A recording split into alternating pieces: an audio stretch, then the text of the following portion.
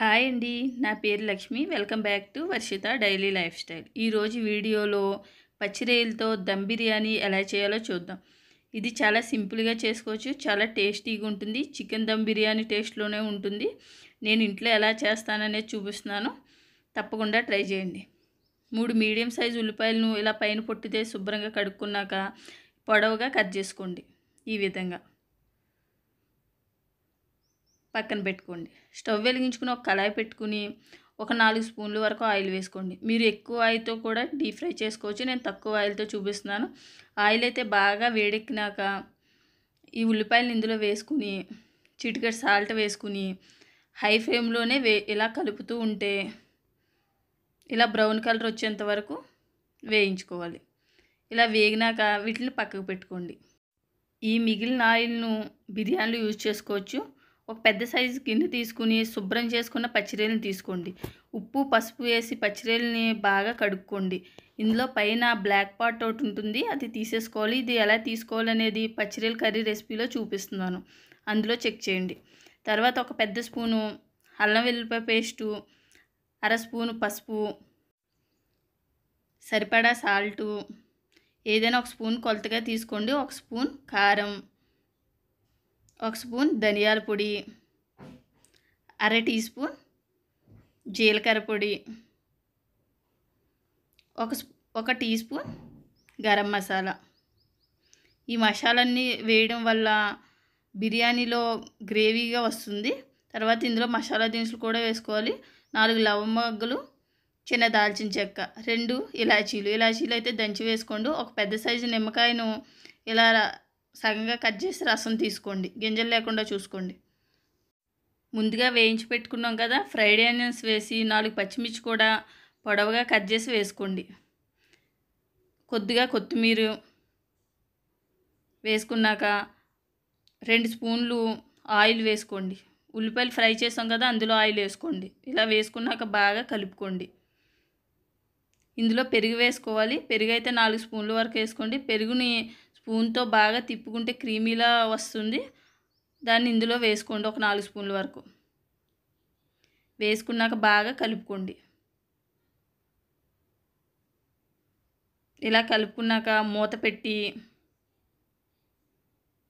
1 గంట మ్యాగ్నేట్ చేసుకోండి. కొన్ని ఫ్రైడ్ ఆనియన్స్ ఉంచుకున్నాం, లాస్ట్లో వేసుకుంటాం కాబట్టి. తర్వాత బియ్యం కూడా నానబెట్టుకుంటున్నాను. బియ్యం అయితే అరగంట నానబెట్టుకుంటే సరిపోతుంది. పచ్చిరొయ్యలను అయితే 1 గంట నానబెట్టుకోవాలి. నేను 1 గ్లాసున్నర వరకు బియ్యం తీసుకున్నాను, బాస్మతి బియ్యం. నేనైతే బాస్మతి రైస్ వాడతాను, అవి చాలా బాగుంటాయి. ఇవి 2 సార్లు కడుక్కున్నాక ములిగేలా వాటర్ వేసుకుని ఒక అరగంట నానబెట్టుకుంటే సరిపోతుంది. అరగంట తర్వాత రైస్ ఉడికించుకోవడానికి ఒక గిన్నె తీసుకుని అందులో వాటర్ వేసుకోండి. ఈ బాస్మతి బియ్యంలో వాటర్ కూడా ఇందులోనే వేసుకోండి. బియ్యాన్ని పక్కకు పెట్టుకోండి. ఇది స్టవ్ మీద పెట్టుకుని ఇందులో స్పైసెస్ వేసుకోవాలి. బిర్యానీ సామాన్లు ఉంటాయి కదా, అవన్నీ వేసుకోండి. ఇలాచి, లవంగలు, దాల్చిన చెక్క, స్టార్ పువ్వు, బిర్యానీ ఆకు, ఒక చిన్న టీ స్పూన్ సాజీరా, కొన్ని మిరియాలు, సరిపడా సాల్ట్ వేసుకోండి. ఒక 2 టీ స్పూన్ల వరకు పడుతుంది. కొత్తిమీర కూడా వేసుకోండి, పుదీనా కూడా వేసుకోవచ్చు. ఇవన్నీ వేసుకున్నాక 2 స్పూన్ల ఆయిల్ కూడా వేసుకుని, నేనైతే ఇందులో సాహీ బిర్యానీ మసాలా వేస్తున్నాను, చిన్న టీ స్పూను. మీరు వేసుకోకపోయినా పర్వాలేదు. ఇలా వేసుకుని మూత పెట్టుకుని వాటర్ను మరగనివ్వండి. సాల్ట్ అయితే కరెక్ట్గా ఉండాలి. ఇందులో సాల్ట్ చెక్ చేసుకోండి. ఇలా బాగా మరుగుతున్నప్పుడు బాస్మతి బియ్యం నానబెట్టి పెట్టుకున్నాం కదా, అది ఇందులో వేసేసి ఇలా ఉడకనివ్వండి. పూర్తిగా ఉడకకూడదు, పలుకుండగానే స్టవ్ ఆఫ్ చేసేసుకోవాలి. అంటే 80% వరకు ఉడకాలి. ఈ విధంగా ఉడికినాక దీన్ని జాలీతో వడగట్టుకుని మనం బిర్యానీలో డైరెక్ట్ వేసుకోవచ్చు. నేనైతే ఇలా వేస్తాను. ఒక గిన్నె తీసుకుని ఇలాంటి జాలి ఏదైనా ఉంటే ఇందులో వేసేయండి. వాటర్ కిందకి వెళ్ళిపోతుంది, రైస్ పైన ఉండిపోతుంది, సులువుగా అవుతుంది. ఇది మీరు డైరెక్టర్ కూడా వేసుకోవచ్చు. మనం బిర్యానీ ఎందులో వేయాలనుకుంటున్నాం, ఆ బిర్యానీ గిన్నె తీసుకుని 2 స్పూన్ల వరకు ఆయిల్ వేసుకుని ముందుగా పచ్చిరొయ్యలను 1 గంట మ్యాగ్నేట్ చేసి పెట్టుకున్నాం కదా, అదంతా ఇందులో వేసేసుకుని సమానంగా పరుచుకోండి. మీరు లేయర్ల కింద కూడా వేసుకోవచ్చు. నేను తక్కువ రైసే కాబట్టి నేను డైరెక్ట్గా వేసేస్తున్నాను ఒక లేయర్ కిందే. ఇప్పుడు దీని మీద రైస్ని కూడా వేసేసుకోండి.